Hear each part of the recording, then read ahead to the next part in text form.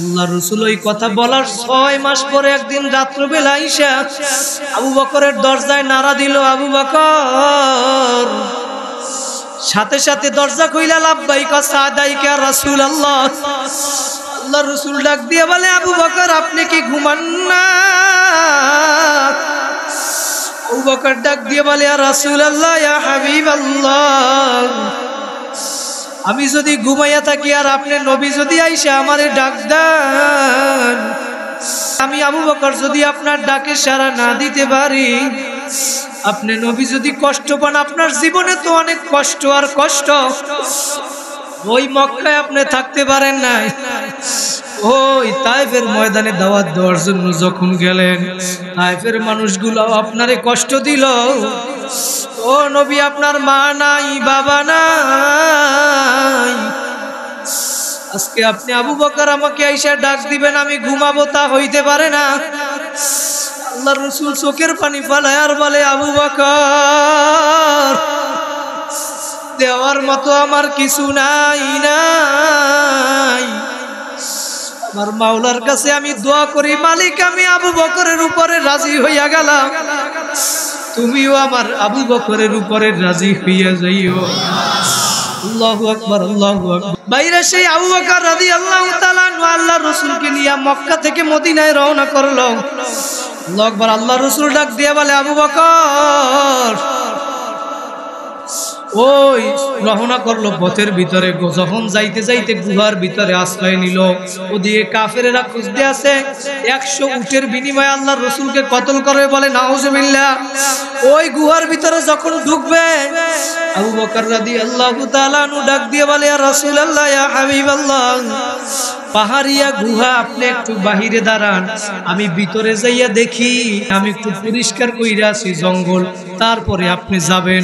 জোরে বলেন সুবহানাল্লাহ।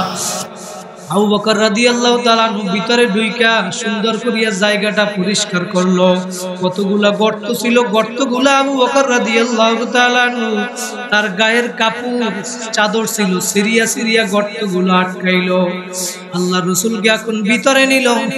আল্লাহর রাসূল ডাক দিয়ে বলে, আবু বকর, অনেক হাঁটলাম, হাঁটতে হাঁটতে আমার কষ্ট হইছে, এখন আর দাঁড়াইয়া থাকতে পারি না, আবু বকর তুমি একটু বসো, তোমার রানের ভিতরে আমি একটু শুই। আল্লাহর রাসূল ওই গুহার ভিতরে আবু বকর আসন দিয়ে বসছে, আবু বকরের রানের উপরে আল্লাহর রাসূল মাথা দিয়ে শুইছে।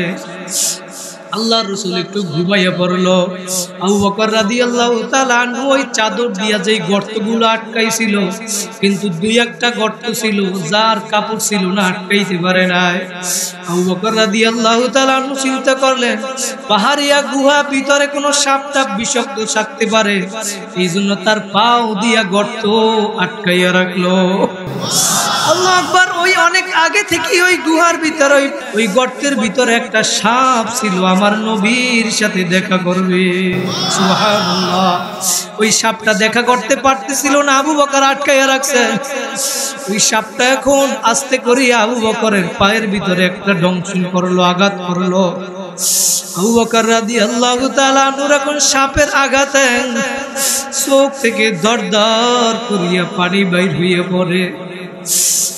আল্লাহর রাসূলের তার আবু বকরের কান্না শুনিয়া আল্লাহর রাসূল সজাগ হয়ে গেছে, ডাক দিয়ে বলে, আবু বকর, আপনি কেন কাঁদেন? বাড়ির কথা মনে পড়ছে, বাড়ির কথা, আত্মীয় স্বজনের কথা মনে পড়ছে। আবু বকর ডাক দিয়ে বলে, ইয়া রাসূলুল্লাহ, না না না, আমার বাড়ির কথা মনে পড়ে নাই, যেই দিন থেকে আমি আপনার উপরে, আমার মাওলার উপরে ঈমান আনছি, ওই দিন থেকে আমি পারি তো দূরের কথা, আত্মীয় স্বজন তো দূরের কথা, আমার জীবনের চাইতেও নবী আপনাকে বেশি ভালোবাসি। জোরে বলেন সুবহানাল্লাহ। আবু বকর বলে, ও নবী, একটু সাপে আমাকে আঘাত করছে, এই জন্য ব্যথায় কান্দি। আল্লাহর রাসূল সাথে সাথে একটু মুখের লালা নিয়ে আবু বকরের পায়ে লাগাইয়া দিল, সাথে সাথে আবু বকর সুস্থ হইয়া গেল। আল্লাহর রাসূল ডাক দিয়ে বলে, আবু বকর, আপনি এতক্ষণ আগে আমাকে কেন বলেন নাই? আগেই তো আমি লালা লাগাই দিলে আপনি সুস্থ হইয়া যাইতেন। আবু বকর ডাক দিয়ে বলে, ইয়া রাসূলুল্লাহ, ইয়া হাবিবাল্লাহ, আপনি আমার রানের ভিতরে ঘুমান, দুজাহানের বাদশাহ। আমার সাপে দংশন করার কষ্ট তো দূরের কথা, আমার কলিজাও যদি ফাটিয়া যায়, ও নবী আমি আপনাকে ঘুম থেকে জাগাবো না। সুবহানাল্লাহ। ওই রাত্র আল্লাহর রাসূল ঘুমাইয়া রইছে, চেহারার দিকে আবু বকর তাকাইয়া রইছে। ওই রাত্র নেকি ওমর বলছে, ও আবু বকর ওই রাত্র নেকি আমাকে দিলেই হবে, আর আমার সব নেকি আমি আবু বকর আপনাকে দিয়ে দেব। আবু বকর রাদিয়াল্লাহু তাআলা আল্লাহর রাসূলের কাছে এখন গেছে, ইয়া রাসূলুল্লাহ ইয়া হাবিবাল্লাহ, আমি ওমরের সাথে আমার নেকিকে পরিবর্তন করতে চাইছিলাম। ওমর ফারুক রাদিয়াল্লাহু তাআলা ডাক দিয়ে বলেন, আবু বকর আপনার সব নেকি দেওয়া লাগবে না, এক রাত্র নেকি দিলেই হবে। ইয়া রাসূলুল্লাহ আমি এখন কি করতে পারি? আল্লাহর রাসূল তখন ডাক দিয়ে বলে, আবু বকর আপনিও হইলেন আমার শ্বশুর, আর ওমরও হইল আমার শ্বশুর। কথা বলেন ঠিক নেবে ঠিক? আমি কোনো পক্ষবাদী করতে পারবো না, কিন্তু আপনার নেকির কি পরিমাণ এইটা আমি বইলা দিতে পারি। আপনি আবু বকর দেন বা না দেন এইটা আপনার ব্যাপার। সুবহানাল্লাহ। আল্লাহর রাসূল ডাক দিয়ে বলে, আবু বকর ওই গুহার ভিতরে হিজরতের এক রাত্র নেকি যদি এক পাল্লায় রাখা হয়, আর দুনিয়ার সমস্ত নেকিও যদি এক পাল্লায় রাখা হয়, আবু বকর আপনার নেকের পাল্লা তারপরেও ভারী থাকবে। জোরে বলেন সুবহানাল্লাহ। ভাইরা এখন কি আর নেকি দিবে? না না না, আর আমি যেইটা বুঝাই